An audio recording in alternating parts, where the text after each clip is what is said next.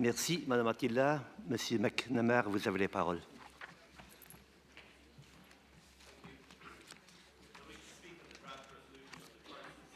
Of democracy and the role of the state in today's Europe. I wish to commend the rapporteur for this timely report, and in particular paragraph 13 of the resolution, which states, refinancing private companies from the public budgets resulted in an additional tax burden on citizens and further eroded their trust in the fairness and efficiency of the state.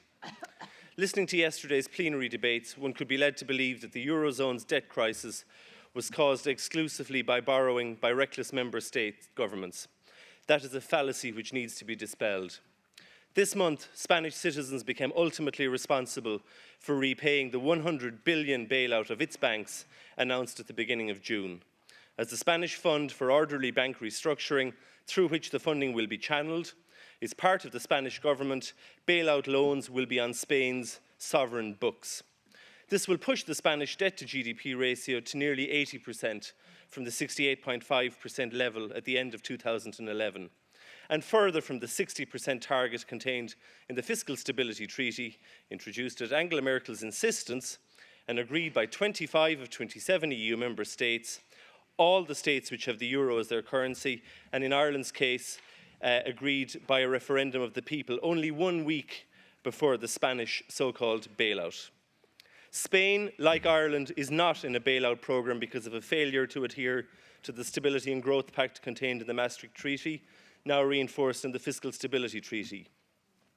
Like Spain, Irish government debt was less than the 60% of its gross domestic product allowed in the Stability and Growth Pact in 2007.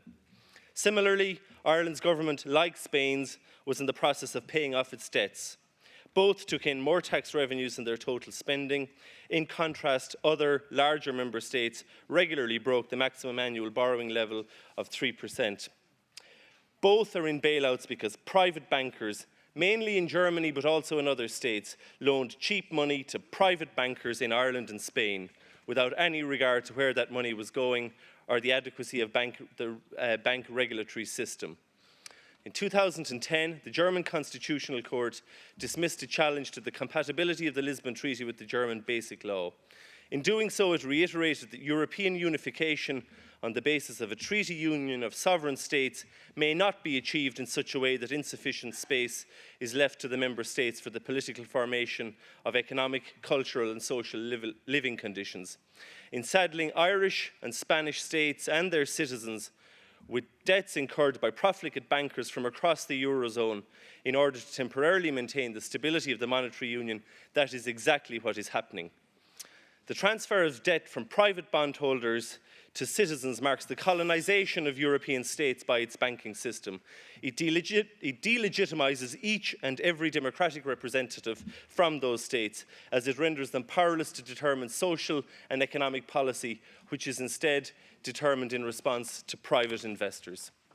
Thank you.